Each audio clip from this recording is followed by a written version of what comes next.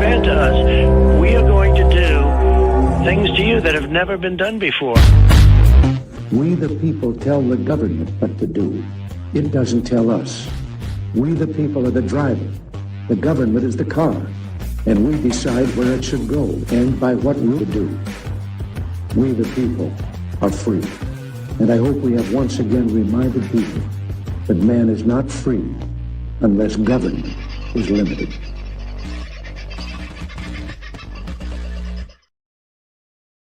Well, g'day, folks. How are you doing? How are you doing? I've got to say, the last two nights I've been late getting on, and well, at least last night I owned up to it. Tonight's entirely the other bald-headed fault, but we'll get on to that.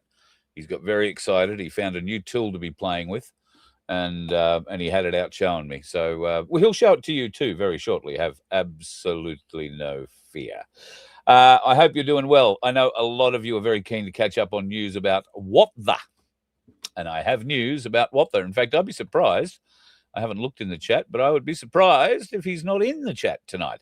Gomez, first in. Is the king dead? Well, we will talk about that. He doesn't look terribly good, and we've been hearing for years that he's got, bad cancer. So, anyway, we shall find out. Well, we won't find out. Maybe not until the royal family are ready to tell us, because we'll get into it. Hello, Connie. Hope you are doing well, and Alan is doing equally. I hope you have a lovely Easter. Thank you for the message that you sent. I hope you and your family have a wonderful time together, and I'm sure you'll be cooking. No, I've got to go and see Mum. So I will be going to see Mum over the weekend. I was thinking, Connie's cooking. But no, there is chow mein on offer at Mum's. So I'll have to head off and check that out at some stage over the weekend. I hope you're enjoying Easter, folks. If you are celebrating it, it is a wonderful time of the year. I don't know whether or not today is the chocolate day. I don't think it is. I think Sunday's the chocolate day, isn't it, when you're meant to get the chocolates? Well, does anybody care anymore? God knows they've forgotten about so many other things that used to be tradition, or they've bastardized them that, probably just, it's a bit like you get hot cross buns on Boxing Day these days in the supermarket, don't you? It gets a bit upsetting. The lovely Aussie Sue, God love you, woman. Like and subscribe, folks. We really do need your love and support in that regard. I explained the reasons in the last show, but it's getting even more dire. There are so many more interesting little hoops that YouTube are putting through to creators. I had to sign in and re-sign in, prove who I was, and I managed to do it without having to go to facial recognition. So, but it's coming, folks. It's coming all over, and we will try and hold you about it. There you go. He is in the room. What the is in the house? And I can tell you that he is smiling. This is his smiling face. He had a very long surgery. Don't quote me to the hours. He'll probably correct me in the chat. But went in at something like 10:30 or 10 o'clock in the morning and got out at 7:30 last night.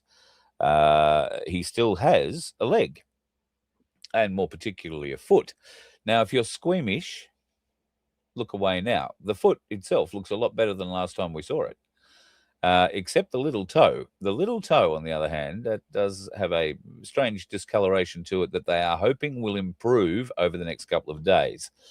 But at any rate, what has happened is they've done a vein graft. They've taken a couple of veins from his leg, presumably a different part of the one that's given him trouble, and they've cleared out those veins. They've taken out whatever those blockages were, but they've now also put a shunt around them so that the blood is going in through new veins into the foot, and the foot seems to be responding pretty well, he said. So the little toe, on the other hand, is looking decidedly dark. It's a frostbite. It's almost like frostbite.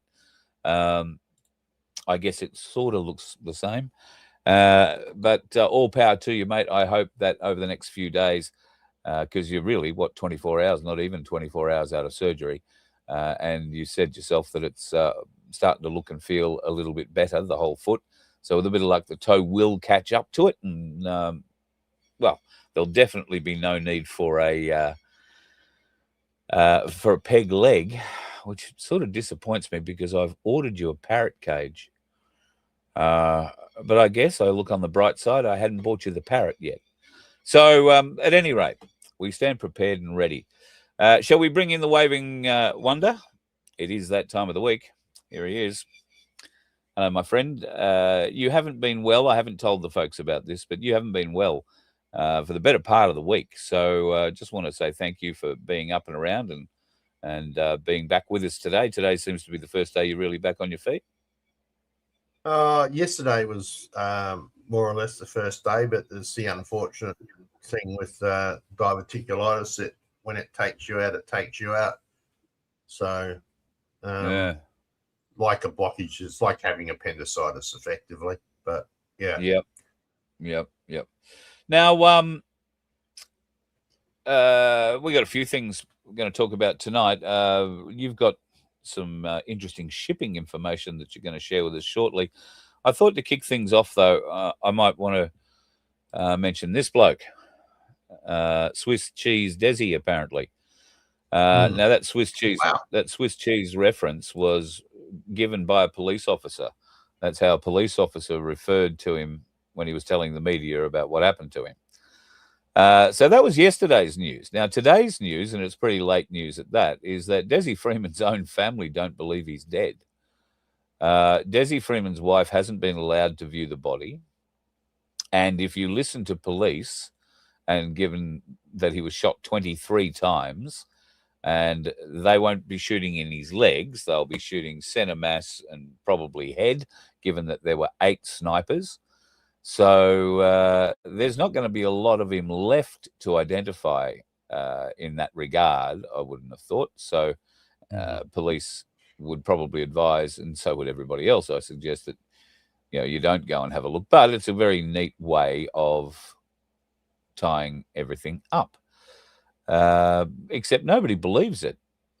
And that's because, for a variety of reasons, the whole story about Desi being caught and the way the media played out around that does not ring true to any other similar, and I know that there isn't any, double cop killer kind of stories to compare this against, but there are other multiple murderers who've been on the run for a certain period of time.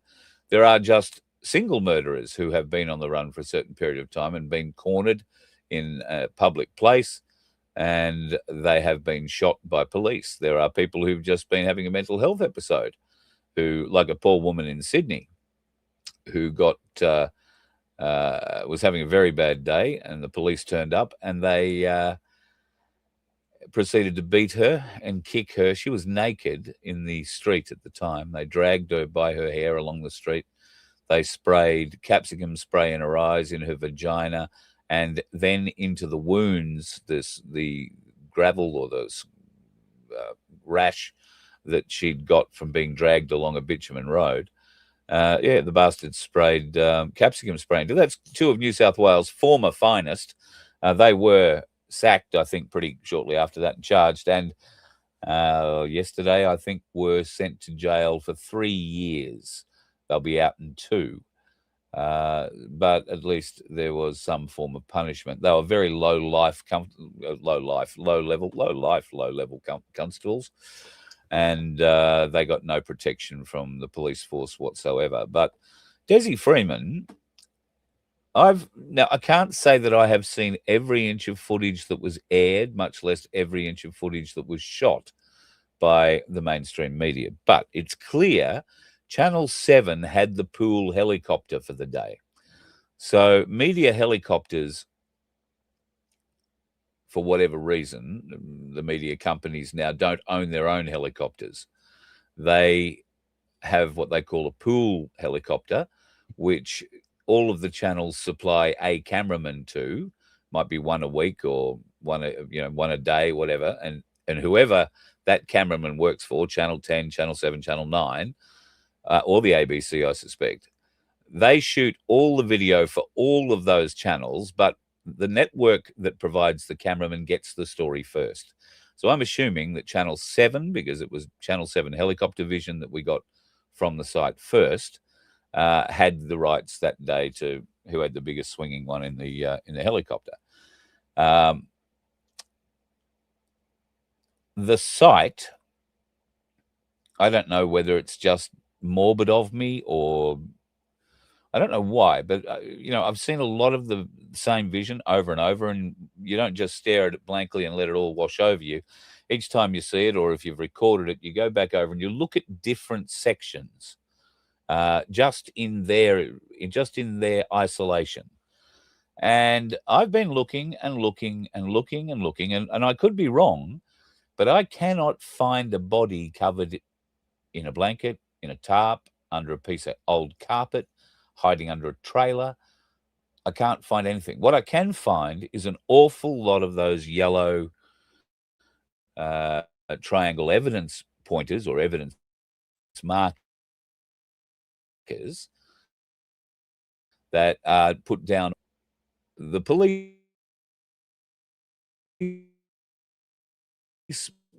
shells, the cartridges, the ejected cartridges after the shot. So we have an idea of where the police guns, and they can eject quite a distance, maybe 2 meters sort of over the shoulder, off to sort of, the 5 o'clock position, if you like. Might even be a bit further squarer. But at any rate, didn't see a body. Didn't see any sign of a body. Around the gun that Desi was allegedly carrying when he came out, there is no blood, as Tony has pointed out. There is no blood anywhere near that weapon. So where did they shoot Desi other than in the head and in the chest, which gets messy when you put 23 bullets into him, especially when they're high-powered bullets coming from semi-automatic weapons, not unlike the AR-15s, but they've got better ones. They've got much better ones. The Sons of God in Victoria. That's what the SOG are known as, the Special Operations Group, known as the Sons of God. It's how they like to think of themselves, or at least they used to. Now, I find it a bit sus that there was no tarp on the ground between the container and the trailer, or the container and the caravan, or the container and the Bearcat, or there is no body on the ground anywhere. There is no blood for a body that must have nearly been cut in half by the amount of firepower that was leveled upon it. No blood pools, no spatter. Yeah, terrible optics. No Logie for them. Jennifer, God love you. It's really poorly put together as a scene. Jennifer's nailed it. I mean, I've seen better murder scenes in B-grade, zero-budget horror movies. And certainly a lot more blood. So, I don't know. You've been unwell. You haven't really seen much. But I'm wondering if anybody in the chat has seen that. There is a certain troll online who's having a go at me at the moment. I left a message in one of these Desi forum type chats. I don't know where it was today, whether it was on Facebook or whatever, where I didn't try and stir him up for a change, but I asked this very genuine question. I'm not claiming that I've seen all the vision. There might well be vision of Desi's body under a sheet somewhere, but I haven't seen it. Have you? And that's what I was asking him, quite genuinely. Have you or anybody you know seen it? Because I'm not interested. Well, I am interested to see it, but I'm interested just to know that it exists first with some actual evidence. But now we only have one side of the story. All right? Now we only have the police side of the story. Because unless you believe, and look, there's a possibility they'll be honest and release everything, but I doubt it. Channel 7, God, how lucky were they? They were kissed on the dick by a fairy. I've got to tell you, when it comes to media terms, they've had a brilliant day. Not only were they, first chopper on site, but they also found Desi's cache. Now, a lot of people have always suspected that he would have made a number of videos proving or trying to show his evidence, or even admitting to whatever he had done. There would have been a lot of evidence in that cache, and he would have made a number of those caches and hidden them in different places. Channel 7 just happened to fall across what apparently is the main cache. I don't know how they'd know that if they didn't have them all in hand. But anyway, Channel 7 are managing to fall across, buried, hidden in an old hollow tree. Now, I don't know, maybe the cameraman was just sneaking around past the tree and had a look inside, and all of a sudden there's this road case that's got locks on it, jammed down into this tree somewhere.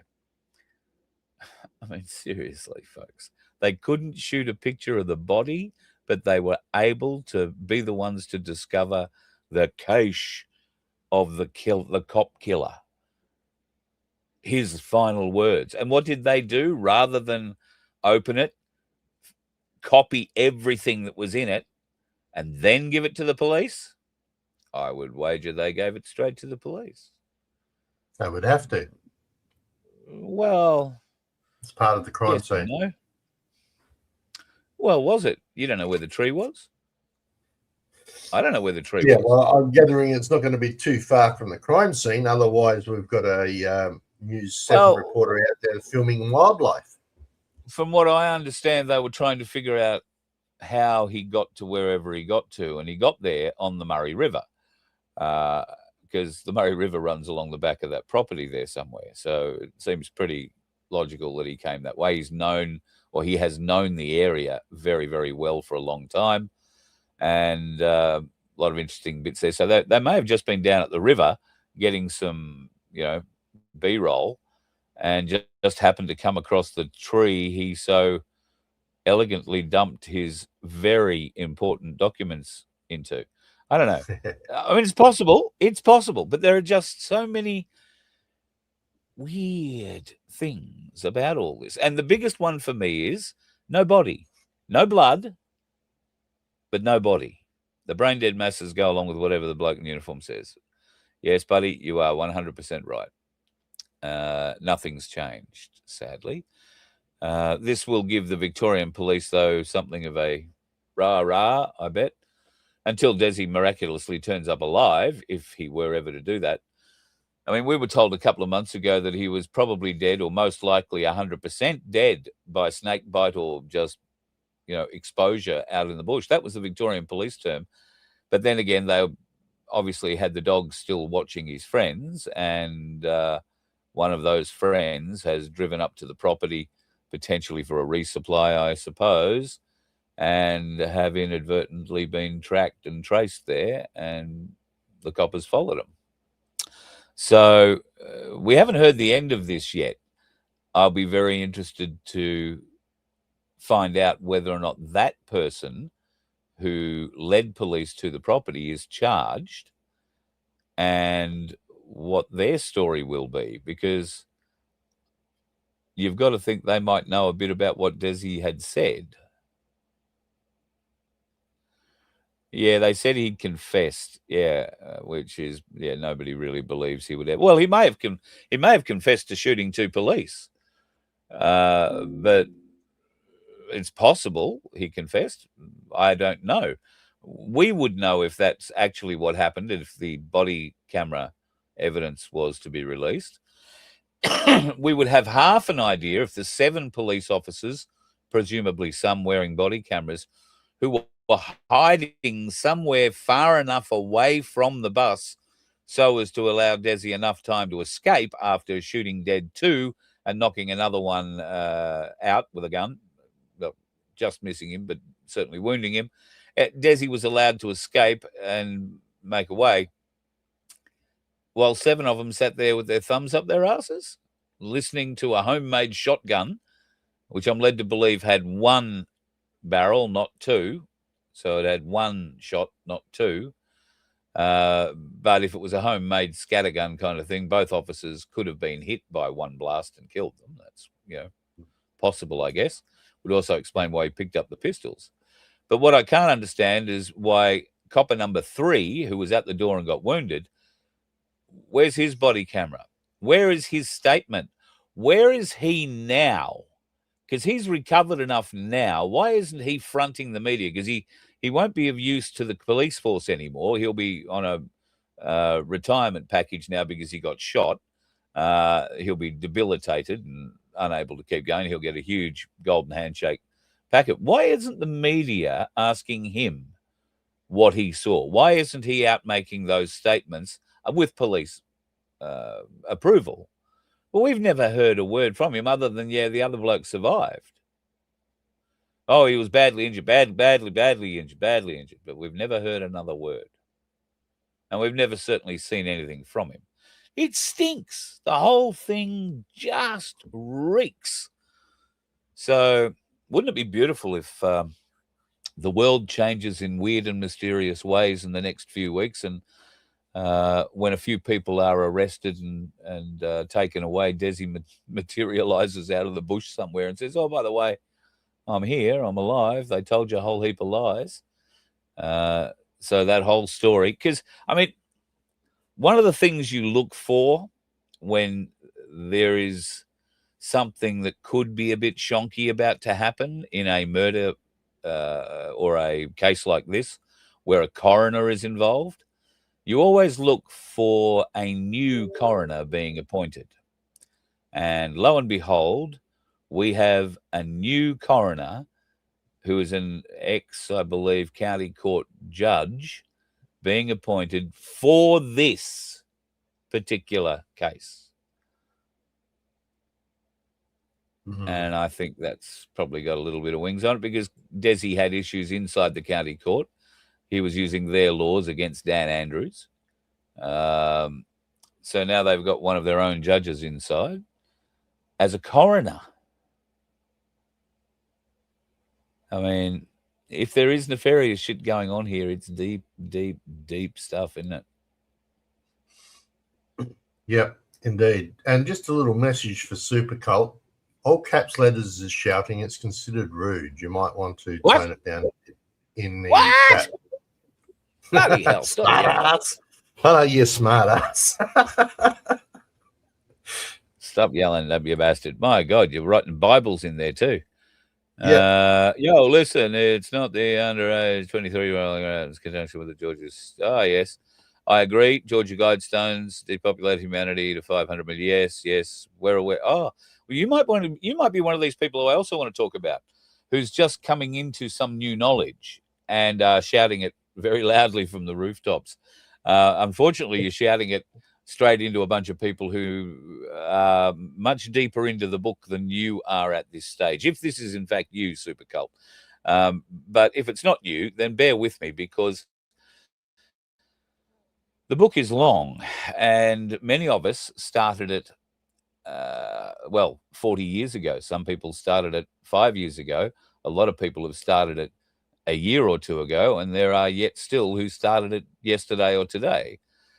Now, every piece of information that we found on our journey in the beginning, we all felt, I still feel, no, truth isn't rude, mate. You're misunderstanding what I'm saying. It's just that you seem to be preaching to the converted here. You're saying it in ways like you think we don't understand what it is that you're talking about. If anybody is being rude, it's you, who seems to be unable to understand that capital letters are yelling in a chat. So don't accuse us of being rude. Clean out your ears and listen to what I was trying to say. There are a lot of people who don't know about what you're saying, who don't know about Illuminati bloodlines and the conspiracies around them. There are a lot of people who don't know about the Ellen DeGenereses of the world and what they're capable of doing. Now, we can't mock them, much less yell at them, be that in chat or in person, because they don't know as much about the book as we do, as far deep into this fiction we are. And it is a fiction. I'm sure you will agree with that. So, yeah, okay, cool, mate. I know that, and I personally struggle with this, okay, and I think I'm not the only one. When I do get new people who've just discovered something that, oh, do you know that there's reptiles, Carl? You know, I reckon there's actually reptilians. Now, I'll be bold and suggest that I probably talk to more people like us every day or every week than you guys do in various different ways. And particularly if I'm doing a public event and there'll be people who have just come along to see who I am because they've heard something about me or they've got one piece of information. How many times I've sat and listened to the same story, the same excited revelation from I don't know how many different people. And it was exactly the same revelation I had one day while sitting out the back of a donga I used to live in Bly Bly and on the Sunshine Coast, when it hit me here, in my heart, in my soul, that what was being presented to me was real. And that was predominantly to do with children. But I'd already been aware and been involved in a lot of other stuff, and I've had a common law interest ever since I lost interest in being a lawyer. And that was quite a few years ago now. But I had every intention of being a lawyer until I got a taste of the law and couldn't be part of that, refused to be part of that. So, yeah, we've got to figure a way to bring these people along with us. And we've got to encourage them rather than say, oh, yeah, we found that out 5 years ago, or we found that out 40 years ago. You know, what do you know about this or this or this or this? And then we're trying to show off our knowledge then. And what we're really doing is red pilling a new soul that's joined our side. And we're not jamming one, but we might jam 2, 3, or 4 red pills down their throat and wonder why their eyes are spinning and bugging out of their head and we don't see them at the next meeting. So, and I know we do it with the best of intentions. I'm not saying anybody is doing this with malice. That isn't the case. It's more, well, yeah, it's not done with malice. It's sort of done, I guess, with a bit of love. Love and it gets down to what I was talking. Sorry, I beg yours? Over exuberance.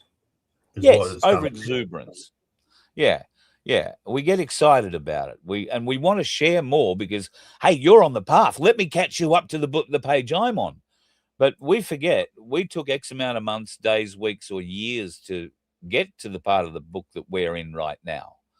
And that level of knowledge that we have, whether you believe it or not, whether, you know, and there are plenty of non-believers who will come in and watch this show, and that's okay. You're allowed not to believe, you know. You can think us absolutely stupid for believing the way that we are. We must be morons. And we can believe the same of you. The difference between the two of us is that I would like to think that people on my side here, on this side of the argument, they're okay with you having a different opinion. They wouldn't hound you out of your house. They wouldn't stop you from working. They wouldn't demand that you be sacked for non-compliance of a medical procedure that you do not agree with. Those sorts of people are never going to see what we see. And the time to try and convince them now is past, sadly. We've been waiting for this for a long time, but I think we're now, you know, weeks and maybe months away from some very big revelations. I think it's quite possible it might be days. Could this all have something to do with tonight's headline, Vince? Could this be all linked in part to the death of a king we haven't been told about yet? Didn't somebody predict that it was going to happen around about this time? Predicted there would be a big announcement at the end of March and that April would be full of big red pills. So I just want to take a short... hang on a minute. Let me have a look at Charlie Brown's chat here for a second. You wouldn't be so sure of that. You've been kicked out of groups and venues that had sovereign people threaten to send people around and beat me up or worse.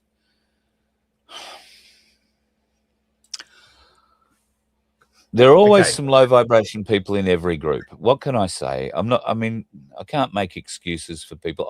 I've pissed off Spazza. He's very unhappy with me at the moment, but unfortunately I've had to draw a line on a few issues, and he doesn't like that. I hope we can come back together. Well, in fact, that's something we need to do. We do.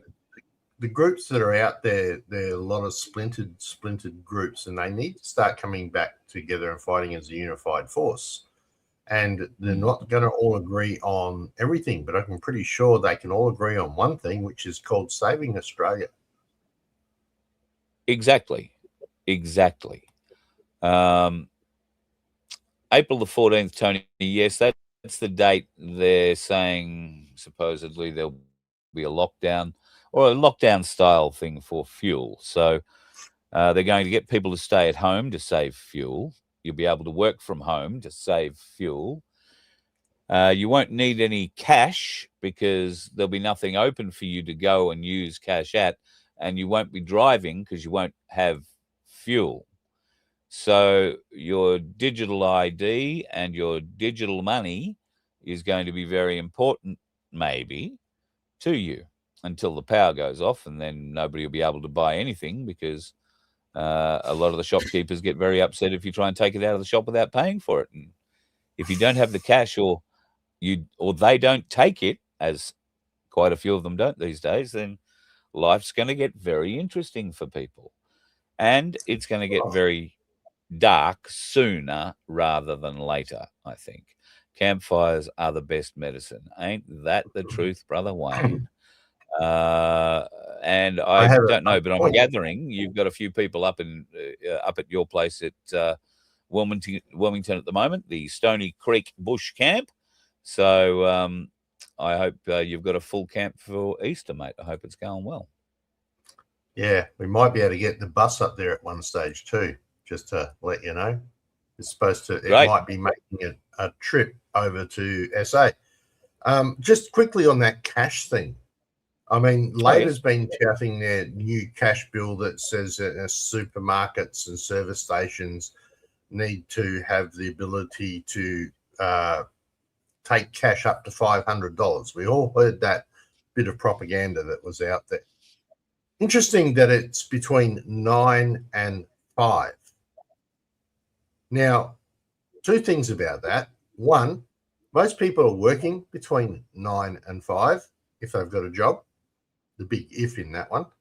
And secondly, service stations and supermarkets are open way after 5 o'clock at night.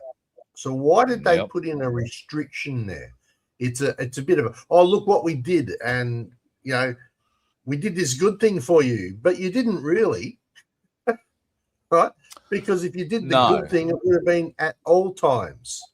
So I just want to call that piece of bullshit legislation out. Western Australia has employed their emergency fuel management scheme, but when I first heard about it, I thought, oh, you bastards, you're just ramping up the fear. But that may well still be part of what's happening in Western Australia, but it appears that the big fuel companies are just not talking to the West Australian government. The West Australian government is trying to guarantee fuel to the regions, and the big fuel companies, the big four, are very quiet. They're not replying in ways that you would think they should be. Now, in Western Australia, there are somewhere between 750 and 800 servos.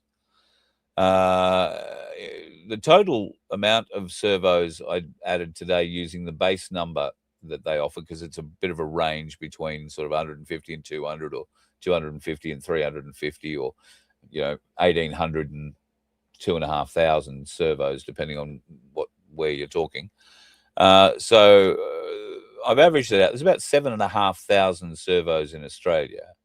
And today, Albanese has reported that maybe a couple of hundred of them have either no fuel at all or are missing one or the other of the main fuels. in the big scheme of things, that doesn't sound like a fuel crisis, I gather, but it's a fuel crisis if the 2 servos in your town or the 1 servo in your town doesn't have any of this precious juice that you need to get around, which brings me, oops, you'll have to drive your map, Vince, because you've put us way out.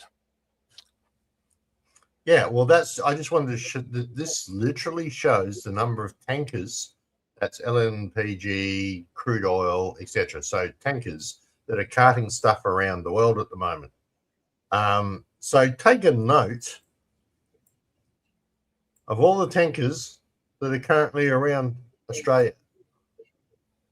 Right, if we now some of those are heading there, right, some are heading out, some are heading in. If we have this many tankers, why do we have a fuel shortage? Look at this. What's all this down here? Right? Well, and all around here. Admittedly, some of these, unless you click on them and they say, some of them will say petrol, some of them will say diesel, some of them will say crude. Oil and chemicals, that sort of stuff. So oil and chemical. So the chemical ones tend to be going into Melbourne, into Geelong, or into Western Port, also into Sydney. And I don't know if they're picking up and dropping off or just dropping off. Yeah, it's not giving me all of the details. No, some of them won't. Some of them won't. Just depends on what their last. Here's another interesting point that we had earlier. Let me see if I can find it again. Up in here, we all recognize this spot, don't we? Yeah, but look at how many tankers are inside the Gulf. Yeah, look how many are parked. All the round dots are the parked ones. Well, that's because they're lined up at the fuel terminals, at the oil terminals. Okay, but it's not the only place we get fuel from in this world. What's this? Well, that's the Red Sea. All right, and what's this thing up here? That would be the Suez Canal, wouldn't it? Yeah. So there's more than one way of getting fuel. Yes, but get your little measuring tool out, and if you notice, there is no or very little traffic coming out of the Straits of Hormuz heading for the Suez Canal and all parts east. That's that traffic there. No, that traffic isn't going through the Straits of Hormuz. That's coming straight across the bottom of India and out of China. Yeah, but the Straits of Hormuz don't go anywhere. They get stopped here. I know. But do you know where the Suez Canal goes? Over here, through Greece, up through that way. Yeah. And that brings them out into the other ocean, the Indian, I think, from memory. Yeah. Right. Otherwise, they would have to come down and go around the Horn of Africa and come back up again.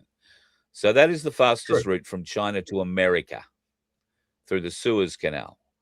All right. And you see that huge lineup. That's because the Suez Canal is a lock system. So it can only put through, I don't know how many ships at a time, but might only be one. I don't know, at different locks. But it's a very slow progression through, and boats have been tied up there for, or anchored in queue for a week to be able to get their slot to go through. In fact, you've got to have a slot to go through. You can't just turn up and join the queue. You've got to have a prearranged time. And if that's for these big things, you might be able to get through with your little cruiser or your sailing boat if you're lucky. You can share the space with one of these very large oil carriers. And if you ever wondered, there is some amazing video available of the little trains that they use to pull the ships through these locks. I don't know if it's at the Panama or the Suez Canal where they do that, but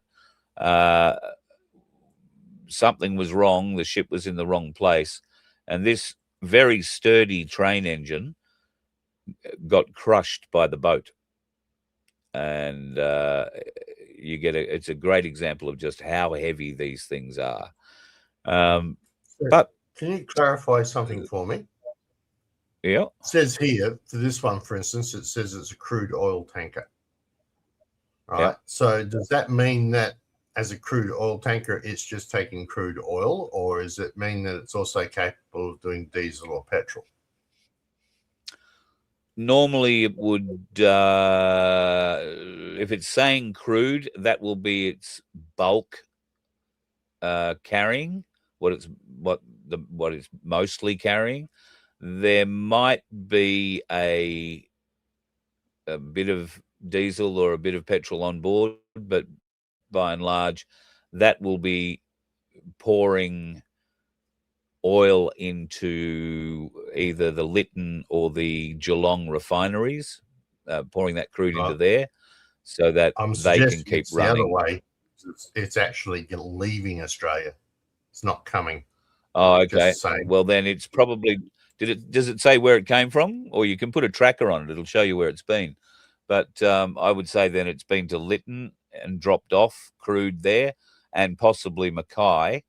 Not that they process anything there, but these crude carriers also carry bunker oil, what's called bunker oil. And that is the fuel for these huge ships. So I'm not sure that, well, I'm not sure about the refueling of these ships in Australia, how much bunker oil stores we have, but it too has to be shipped here to Australia. I don't think our oil can be used for it. As I've said a lot of times, our oil is a light, sweet crude. It's very good for all sorts of different things, but running a big cargo ship ain't one of them, I'm afeared. So still, the point being, so yes, the point being that we have a hell of a lot of tankers that are around us. And if we look at our other tracking system, which is this one here, which you brought up the other day, right? This is what's currently sitting on land. 38, 31, and 31. Pretty much what it's always been, right? The risk is low up the top here. So what the frig is going on? Just scroll down a little further. Yep. I think we are. There should be a graph there somewhere that says the amount of boats we normally get, which is 12, I think, per month, versus how many are actually on their way to Australia. And I want to say it was underneath the map, underneath the global map part they have. Oh, yeah, I could be wrong, though. There's a diesel, 31 odd days. Supplies. No, it'll be near the map because this is what's in transit. So it shows what's coming, what's been ordered, what, essentially. And that's what the surprising thing for me is, that other marine tracker that we've shown shows so many tankers around Australia, but this doesn't. No. This doesn't indicate that they're there at all. So 1 diesel, 2 diesel, 1 petrol, then nothing from there on in. Yeah. I mean, if you let it think about it, and you keep an eye on Singapore, and there should also be 2 ships on the way from South Korea, because we saw them the other night while we were doing this. So, and 3 from America. Well, they're due April, May. So they've got a hell of a distance to come as well, because they're going to have to come through the Panama Canal, because it'll come out of the refineries in Louisiana. And there's a big problem with that in that there's South America between us.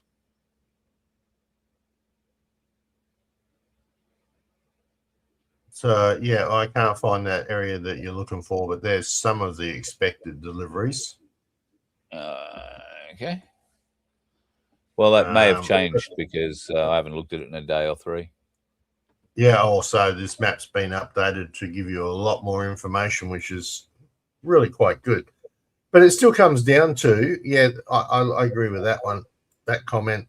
The sky is falling, Chicken Little. The sky is falling. Yeah, 100%. And then you could see just how confident Albo was with it the other night in his speech. What a waste of friggin' time that was.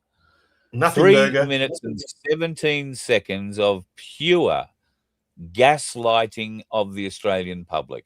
Let me jerk you off with one hand while slapping you across the face with the other.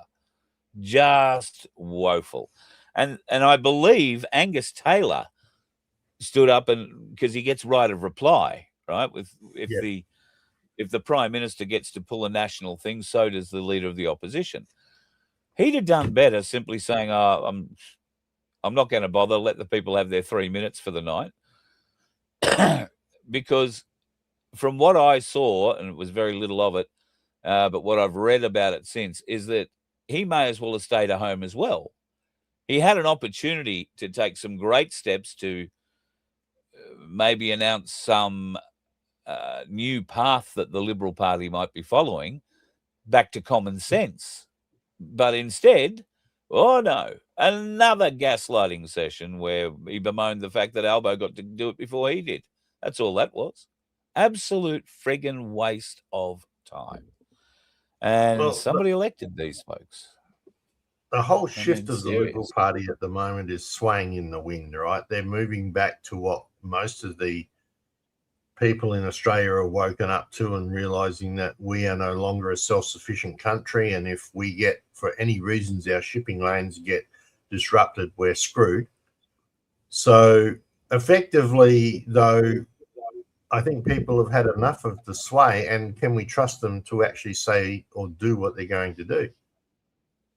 Which is why I think One Nation is making such a move. Yep, me too. Me too. So quickly, let's just talk about South Australia's result. You were right. People should be bowing down to you. In fact, South Australian pundits should be coming to you for lessons.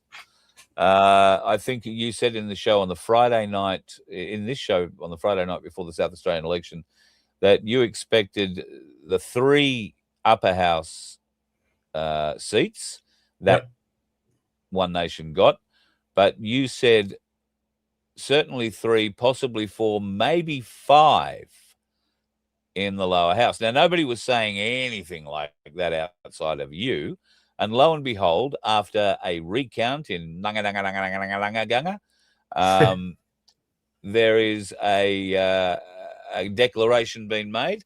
One Nation now have a 4th lower house seat in the South Australian Parliament. That is significant.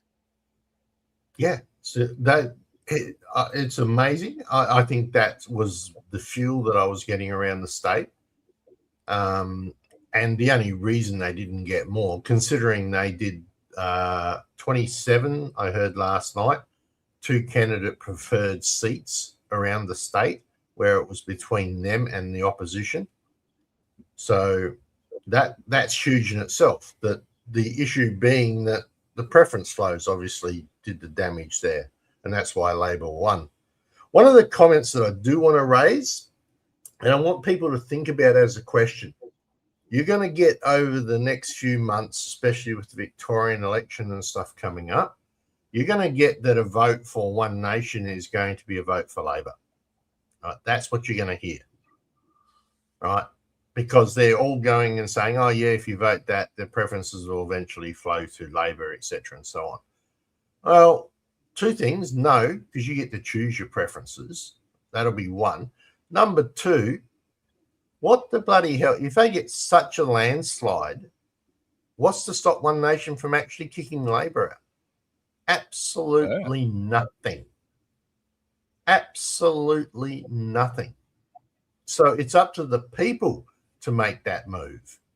That's where they've got it, and that's where they got the power. So a vote for One Nation is not guaranteed a vote for Labor. It could be a guaranteed vote for a total change of Parliament, and then we get to see if somebody else can do something right for change. Yeah. Certainly the first 2 haven't done it. So anyway, I'll get my political horse. There would be quite an expectation, particularly on a national level, I think, for One Nation to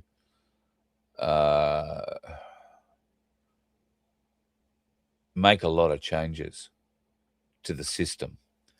And for them to be If able to they do can get that, the then the power. people would need to get 100% behind them. And that requires people understanding how the preference system works and how your preference, if you choose to give someone like One Nation a go, how you best do that and keep your preference alive for as long as possible. And the only way we're going to get real change is if they are given the power to do it. The question, I guess, is should they be given the power to do it in this coming election federally, or should we wait and see whether or not they can be a competent opposition? But can the country last another Labor term, I ask you? No. So you've heard of Agenda 2030, I'm sure, seeing we're going down that rabbit hole. And as for the 28 names, basically, Bill, I don't give a shit. Right now, saving this country is more the point. And there's not enough evidence floating around because they would have hidden it or burnt it. So, and the yes, we know and the that fact exists, is, I think Malcolm has said, Malcolm Roberts has said that he's looked and he can't find any evidence of it. And I would believe him with that. I do believe that Malcolm would give that a very genuine go. I know he's actually been able to speak with Senator Heffernan as well. And wants to stay right out of it. Who wants to stay? Yeah, he doesn't want to have anything to do. He's an old man these days. You know, he's in his late 80s. So he doesn't want to be involved in it at all. And as we've discussed here many, many, many, many, many times, if you are going to hide something, if there is something as big as what happened with that report that came out, the Woods Royal Commission, and if those names, those 28 names, were that important and so damaging to the whole country, you can be guaranteed there is only one group responsible for making sure that those documents never come to light, and that is the bureaucracy. They hold the secrets.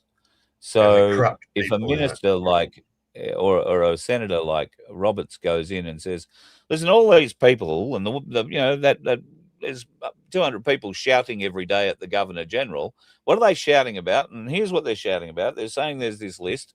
Who does he go to find out advice about that list? He goes to a fucking bureaucrat.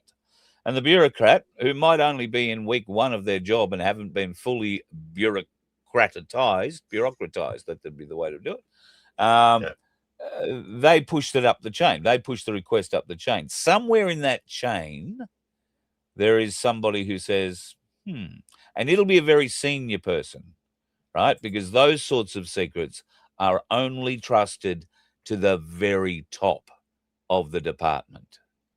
Thank you very much. Pipe Master, you are a legend. Thanks, mate. Really, thank you. So it is the bureaucrats that hide it.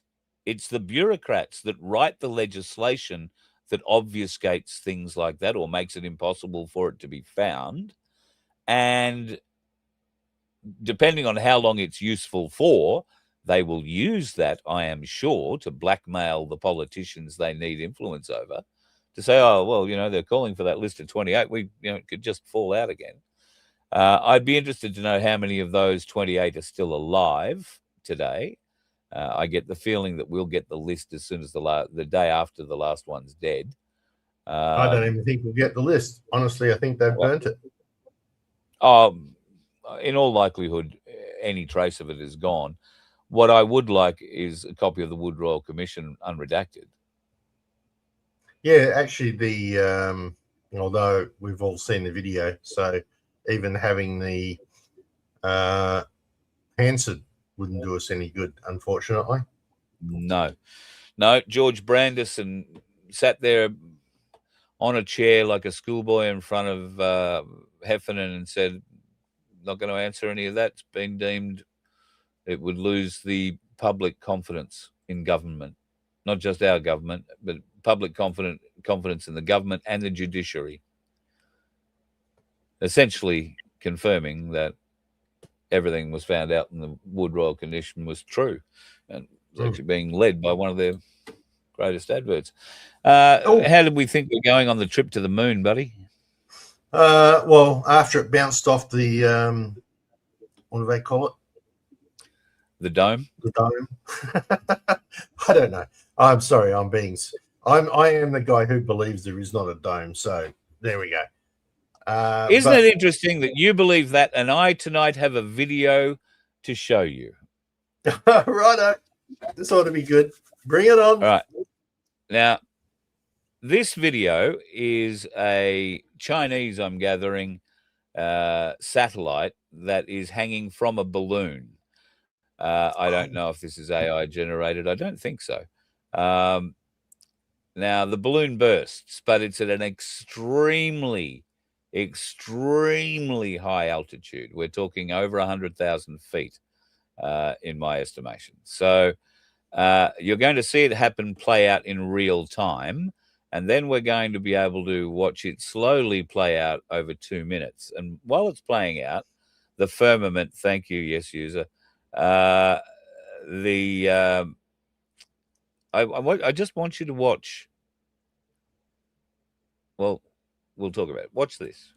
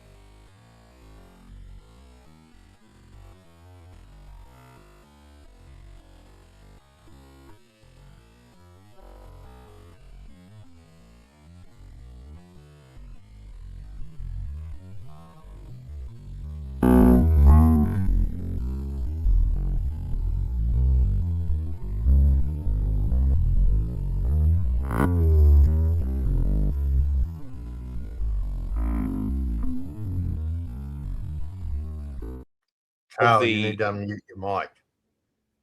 Oh. So all that conversation that you were talking about through that, nobody got any of it.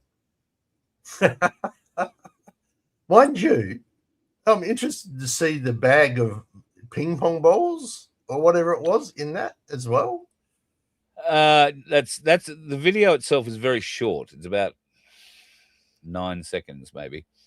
And I haven't got any more to show you other than that. But the interesting thing for me is that the horizon appears to have a well, some people say fisheye camera.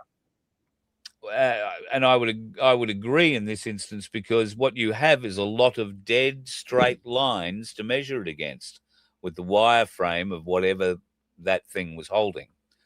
So go back and watch those wires, watch the cables or the rods or whatever it is that's holding the pong chong wing thing together. Play it again, and this time turn your microphone on. Right. Oh. Sun in the top right-hand corner there. Bang. Away she goes. So immediately in an area where there should not be gravity or a great deal of it, the smallest bits of the balloon automatically fall to Earth. Then the balloon starts falling. Keep an eye on the flat stuff, and bear in mind we are probably looking at what is a very small camera, and that does tend to put a certain curvature into pictures. But because we've got a number of very straight rods and bits and pieces there, we've got an idea of what straight is. And this balloon spins, I'm guesstimating, at over 180 degrees, I think it's spinning closer to 240 or 50 degrees as it comes down, and you get a view of the horizon as you spin.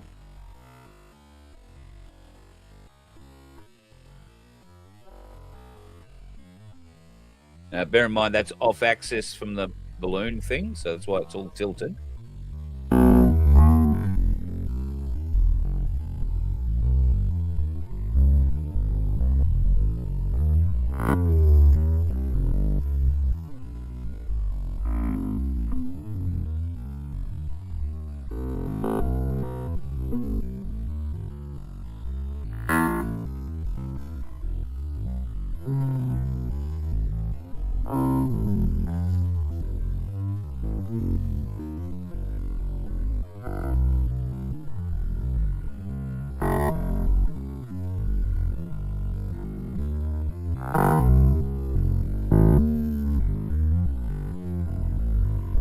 So you see a bit of curvature there.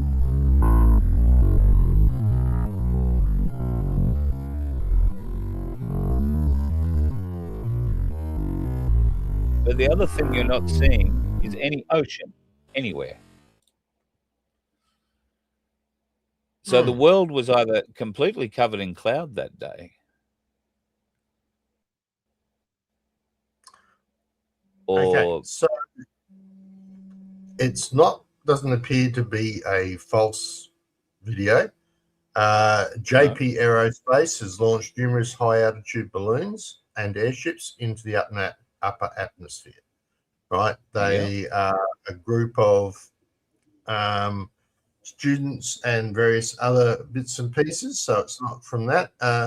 Altitude achievements. The vehicles, including a twin balloon utility airship, set an ability record for unmanned airships of 95,085 feet over 18 miles in October 22 of 2011.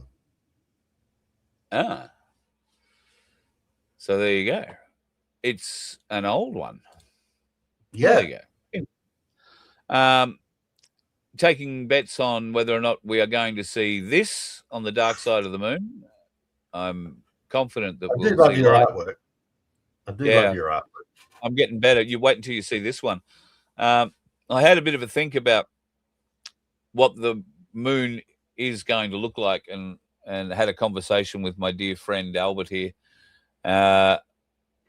using all of Albert's abilities to go and source information about the moon and whatnot. I asked him to do me a rendering of what the moon will look like in 100 years. It'll look like a mine. It's going to look like in 100 years. That's according to Al the AI. So, right. So one has to ask the question now: with a massive, great mining hole in one side of it, does it have the mass now to keep itself in orbit? Very good point. It'll have a wobble. Wobble its way all the right into the Earth. So, well, clearly it's not. Clearly, you could never do a big. It's a reflection on the filament. Yeah, sorry, I forgot about that. Clearly, you could never do a deep open cut mine like that on the moon, mate. There is just you just clearly couldn't do it, because you'd get through that first 20 odd feet, and then you'd hit the metal ball underneath. You know, yes, keeps all the gears and everything. Great movie. Have you seen that movie? Oh, yes, bloody brilliant. I like that movie. Yes. Do you remember the name of it because you like it so much? Moonfall. Moonfall. That is exactly it. I may have told you about it. Yeah. Well, I think I watched it twice actually. If you haven't gone and watched it, folks, it's sci-fi stuff. You know, I love my sci-fi, but yeah, but that's where they tell the truth. And there's another truth that happened this weekend, or that we're celebrating this weekend. Didn't necessarily happen this weekend. All right, and that is the one that's hanging around your neck. Yes. Yes. Well, we don't so much celebrate. Well, I guess we do celebrate the rising of him. Do we celebrate his death? Today is obviously we're thankful for the fact that he died for all our sins. And I don't know about you, but I've chalked up a shitload of them. He took on a heavy burden from me. So I couldn't be more grateful and more thankful. And now I will do what I can. Early gates, he won't be taking just a book. He'll be taking a truckload of books to go through the list. My word. My word. So quickly before we go, a couple of really fast stories. This is a poor bloke who decided, like an idiot, to drive his Tesla from Sydney to Perth. And now he's stranded in the desert because all of the Tesla charging stations have run out of diesel. I mean, we always knew it was going to happen, but now it's happening. We talked about this briefly, but here's the story. King Charles III died on March the 28th. The British royal family is aware of the passing. They've held the body up for days while insiders coordinate the timing of a public statement. Buckingham Palace is expected to issue a confirmation imminently, framing the event as a peaceful passing following the King's long battle with cancer. This calculated move follows decades of institutional shielding, secrets from the British public and the international community. A timeline for the King's decline. The facts align with precision. Charles underwent treatment for an aggressive form of cancer. Well, let's see. He might rise with an Easter message. Does the monarch normally put out an Easter message? I know they do a Christmas one. Do they do an Easter one? He might have to. Yeah, well, you never know. Or an AI generated one might. Yeah, exactly. And you're in deep shit, Vince, because the AFP chief on the left there is going to be dobbing on you to the squeaking bitch of a whining thing on the right, because you might be an ominous character. Whoops. Okay, there's actually two things I can do for that, but I'm only going to do one. This one, right? Because the other one involved a little bit like the messaging coming out of Iran to President Trump, I'm told. Yeah.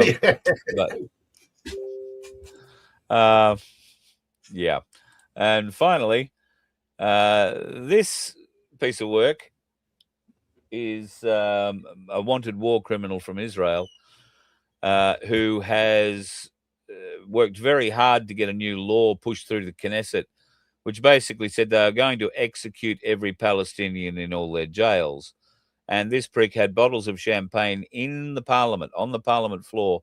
He was going to spray it like he just won the Monaco Grand Prix until he was not quite crash tackled by somebody who clearly had to clean that mess up afterwards, if that's what he did, and they stopped him from spraying it. What a piece of work. So he announced with this law that they're going to now legally murder all the Palestinians that they have locked up in whatever little hellholes they have scattered across different parts of Israel. There are some evil people in this world. Well, very evil people. The Palestinians pushed back. They said, well, sure, you can do that if you want. And the Iranians said, yeah, you can do that if you want, but we'll do the same with all of yours.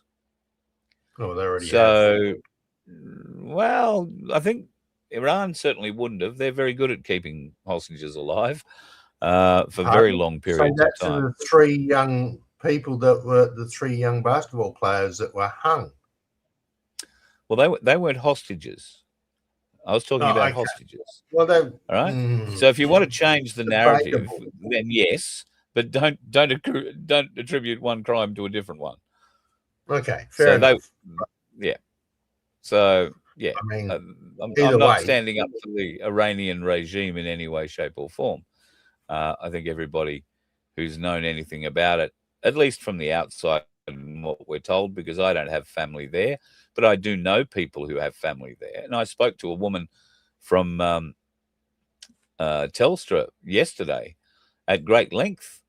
She rang up to, oh no, she wasn't from Telstra. She was from the National Australia Bank. And amazed I answered the phone, to be honest. But I did. Glad I did in the end, because we had a lovely phone conversation. She came from Persia. She's feeling it at the moment. She's lived here in Australia now for 17 years. And now her job is to ring up and make sure that people who've got an NAB account, if they need any help, she can fix them. It's just a courtesy call kind of thing. And she said that, yesterday she told me that she's getting abused. None of your business. Fuck off, leave me alone, stop, And I'll be honest, I've done that, particularly if I've got an Indian on the other end of the phone. I don't understand why corporations these days would employ Indian call centers, considering that not every scam that comes through your phone is run by an Indian, but most Indians are running scams coming through your phone. So why would your call center want to align with that kind of thing? I don't understand it. You could be employing Australians, and you bloody well should be. But this lady wasn't Indian. She was Persian, had a lovely accent. And she said, do you need a house loan, or how's the housing loan going? I said, I don't have anything like that. I said, I live in a bus that I don't own yet, and I drive around the country, pulling up where I like. And she said, I'd love to do that. I said, well, you should do it. Just go and do it. Oh, my husband's had a stroke. I said, well, he won't complain when you strap him down into the seat and drive off into the sunset. Carl, you can be rash sometimes. I will point out that at that point, I became aware that there is a slight gap between the Australian sense of humour and an immigrant's ability to understand it. Correct. Yes, that's usually the case. We are a warped sense of people. Yeah. Well, we do tend to have a darker sense of humour. Anyway, on that note, considering we're ending with a smile, let's do it there. Thank you for everything you do, even if you've spent most of the week on your back groaning, moaning, and in severe pain. I know there have been other times where you've at least thought about me occasionally and offered to help. So thank you. All right. Just before we go, I want to wish all of our viewers a very, very happy Easter. Enjoy the time with your family. I know most of you probably didn't buy Easter eggs at the moment because you're too busy filling a car with petrol that costs way more than it should. But generally speaking, right, remember the day, remember the reason why, remember what Sunday is about, even if it's not the exact day. Remember that it is for your Saviour, all right, and for you, the person who believes in the Lord, then good on you. For those of you who don't, just keep a thought in mind. You never know, down in the near future, you may need to have a chat with him just to keep yourself sane. So from me, I'm going to do what every waving wonder does, and that's the end of him, at least until we roll him back out next week. And FBN Media over on YouTube, go and check out the site there. Vince has put a few things up that are worthy of your attention. If you're not a South Australian, you don't have to watch all the One Nation or South Australian election stuff, but there are a couple of other very worthy interviews that he's put up over there. And I'll be honest, some of the One Nation interviews he's done there are very worthwhile to chat, or not just One Nation. There are a variety of flavoured candidates, but it's been really interesting to hear some of the thoughts that they've put forward on Vince's question. It's been, well worth looking at. All right, folks, Easter. I hope you've got fuel where you are. I hope you don't have to use it. Why on earth do you have to be on the road when there are so many dickheads out there? It's probably not worth it. Stay home. If you have to eat chocolate, well, see if you can dip it in strawberries first. That'd be my advice. But be safe, be happy, be smiley. And should the world, for whatever reason, develop an exciting change or twist over the next 3 days, then you will be no doubt hearing from me. But if you don't, then have a safe weekend. Be with your family, be with your loved ones, be with your friends. Whatever you do, be safe. Steer clear of the dickheads, both the ones on the road and the ones that spew bullshit into your ear. telling you how wonderful you are. You let one ant stand up to us, then they all might stand up. Those puny little ants outnumber us 100 to 1. And if they ever figure that out, there goes our way of life. It's not about food. It's about keeping those ants in line. That's why we're going back. Does anybody else want to stay? Let's rock!